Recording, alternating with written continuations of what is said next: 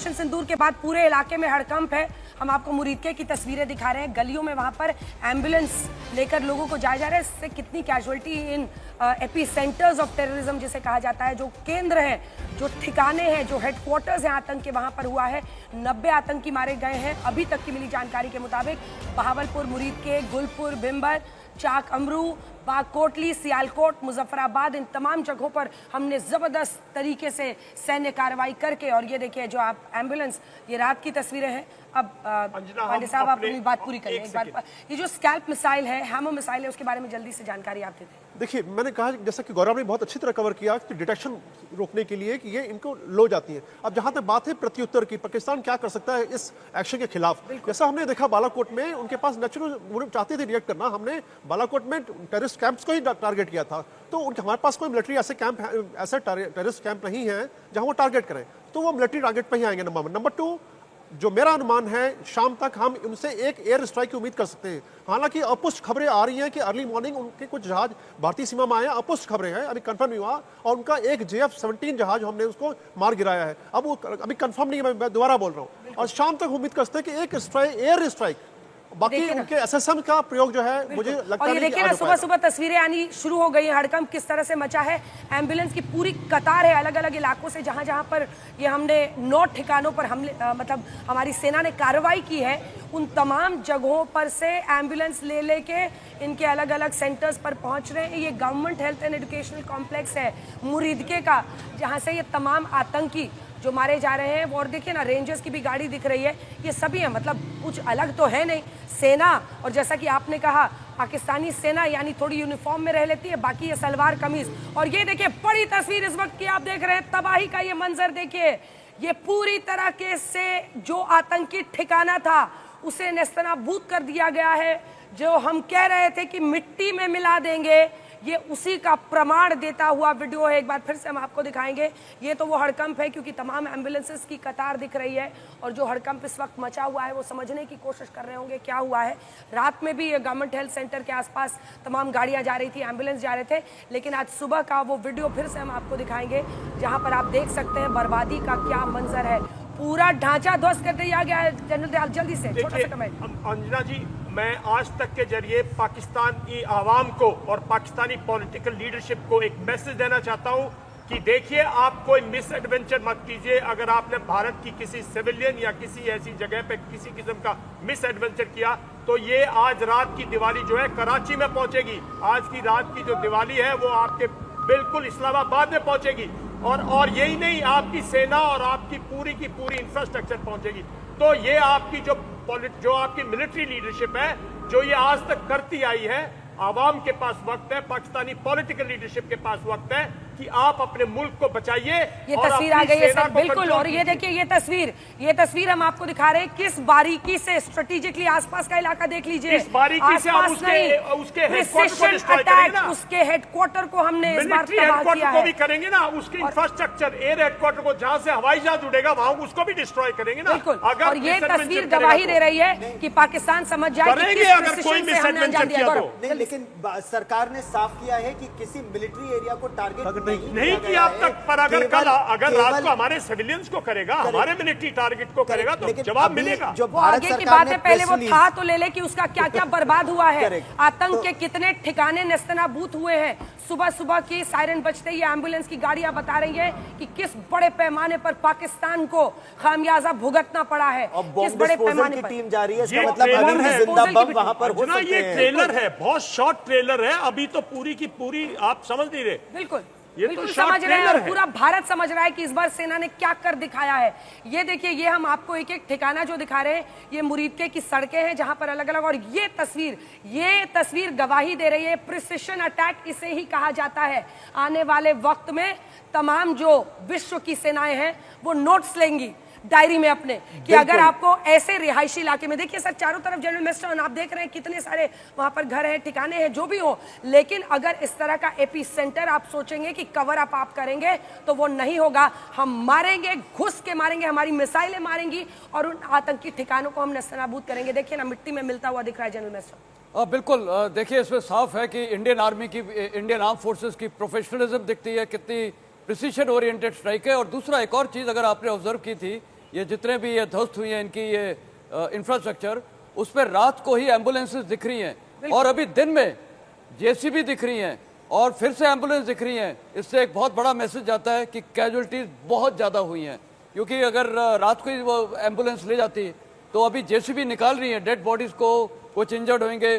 तो इसका मतलब अंजना, भारत की जो शक्ति है वो पाकिस्तान को हमने दिखा दी है, बहुत तगड़ा हमला हुआ है और कैजुअलिटीज तो ये सब चित्र से दिख रहा है कि दशकों से गौरव, जो इन्होंने आतंक का ढांचा बनाया था, जो हेडक्वार्टर्स बनाए थे, आप सोचिए एक ऐसा देश जो आतंक के हेडक्वार्टर्स बनाता है, उन हेडक्वार्टर्स को हमने इस बार मार गिरा, पूरी तरह से ध्वस्त किया है। और अगर आप डेटोनेशन का पैटर्न देखें, हमारे पास जितने मिलिट्री एक्सपर्ट्स हैं वो आपको बताएंगे, जो स्कैल्प मिसाइल है ना, उसका 2 स्टेज डेटोनेशन होता है।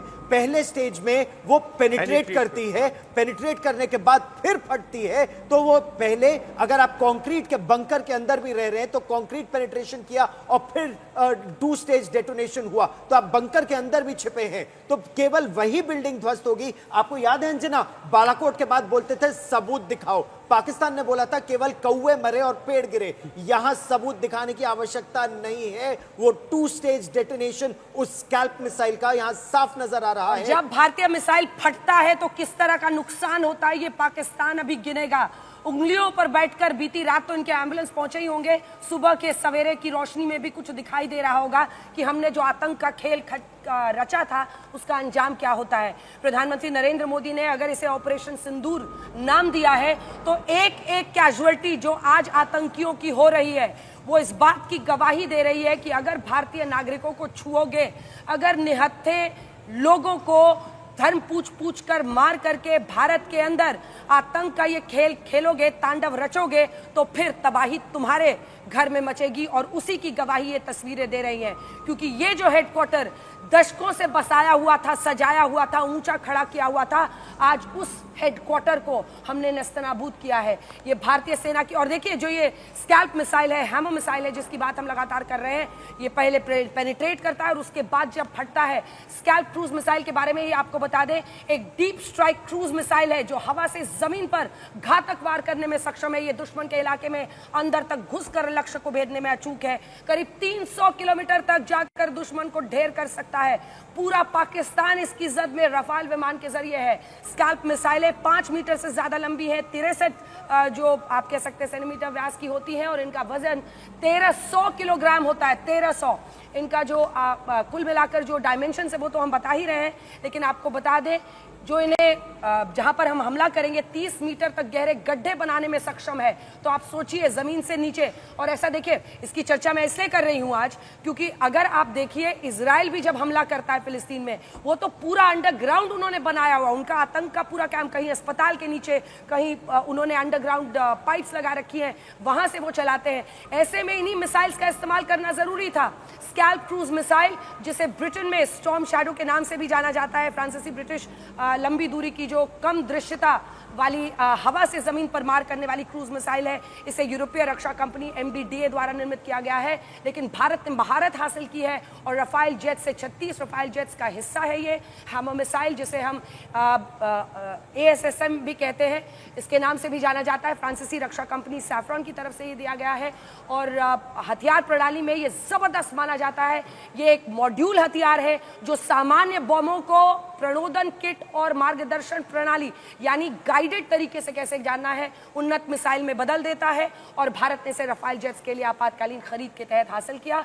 विशेष रूप से 2020 के चीन के साथ सीमा तनाव के दौरान फ्रांसीसी वायुसेना और नौसेना ने इसे अफगानिस्तान 2008, लिबिया 2011, माली 2011, इराक और सीरिया में इस्तेमाल किया। मिसाइल ने बंकरों और कठोर लक्ष्यों को नष्ट करने का प्रभावशाली उसमें सक्षमता है और वही जो सक्षम वो है आज वो करते हुए दिखा रहे हैं। देखिए आज गौरव, सबसे बड़ी बात क्या है, इन दोनों मिसाइल्स की तो हम बात कर रहे हैं, लेकिन इनका चयन भी उतना ही जरूरी है, क्योंकि हम प्रिसिशन अटैक्स उन आतंकी गढ़ों पर करना चाहते थे जहां पर हमें उनको नस्तनाबूद करना है। एक मुल्क जो आतंकवाद का पूरा एक ट्रेड चलाता है, जिसका पैरेलल तरीके से एक पूरी सरकार चलती है इन आतंकियों की वहां पर उनकी सेना की बदौलत, तो ऐसे में हमको उन हेडक्वार्टर्स को नस्तनाबूद करना था और इसीलिए ये 2 मिसाइल्स सबसे कारगर साबित हुए हैं। ये तीनों की तस्वीरें भी हमने आपके लिए रख दी हैं। बताते थे। अब देखिए ना 2018 में जब FATF के ग्रे लिस्ट में पाकिस्तान को डाला गया इसी हाफिज सईद के चक्कर में, उसके बाद खूब रोते हुए आए, इधर गए उधर गए, बताया हमने हाफिज सईद के खिलाफ ये कार्रवाई की है, हमने दिखाया लाहौर में रहता है, खुलेआम रहता है। अब उसके हेडक्वार्टर का क्या हाल है देखिए। गद्दाफी स्टेडियम में ईद की नमाज लीड करता है हाफिज सईद, भारत के खिलाफ जहर उगलता है हाफिज सईद, आतंकी ट्रेन करता है। आपने बिल्कुल सही कहा, 2019 में नहीं था आपके पास रफाल विमान, नहीं थी आपके पास स्कैल्प, नहीं था मीटियोर मिसाइल, नहीं थी हैमर मिसाइल, तो हम लोग की सुरक्षा कम थी। अब सुरक्षा अधिक है और 30 साल से जो आतंकवाद हमको लगातार हमारा खून बहा रहा है, उस आतंक के सीने पर वार है पाकिस्तान के पंजाब सूबे में। क्योंकि पाकिस्तानी लोग कहते हैं कि प्रॉपर पाकिस्तान तो सिर्फ पंजाब है। बिल्कुल, और देखिए ना सियालकोट की जो तस्वीरें आ रही हैं वो वहीं के टीवी चैनल्स के जरिए दिखाई जा रही है, किस तरह की तबाही मची है, जिसे कहा जाता है डेब्री, उसमें तब्दील कर दिया गया है, यानी नेस्तनाबूद। और अगर आप देखिए तो 2020 में जो लद्दाख में चीन के साथ तनाव हुआ था, उस वक्त आपातकालीन इमरजेंसी खरीद के तहत हमने हैमर मिसाइल्स ली थी और हैमर मिसाइल्स को राफेल जेट्स में एक तरह से एकीकृत किया था, उनको इंटीग्रेट किया था, और वही आज अंजाम तक पहुंचने वाला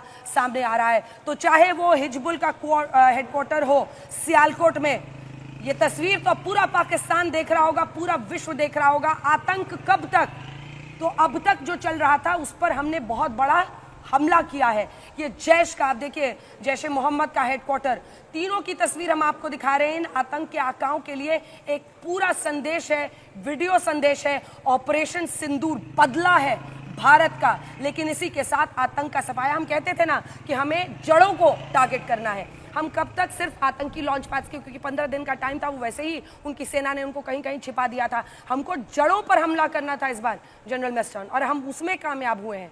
हमने तीनों एपी सेंटर मुरीद के, बहावलपुर, सियालकोट, वहां पर घुस के मारा है। बिल्कुल अंजना, और मेरे को तो सबसे ज्यादा गर्व हो रहा है जो पायलट्स हैं जो इस मिशन में गए होंगे, पैकेज पायलट, वो जब ये दृश्य देख रहे होंगे उनको कितनी एक संतुष्टि मिली होगी कि ये हमारा मुद्दा था, हमने इसको हासिल किया। और दिखा कौन रहा है?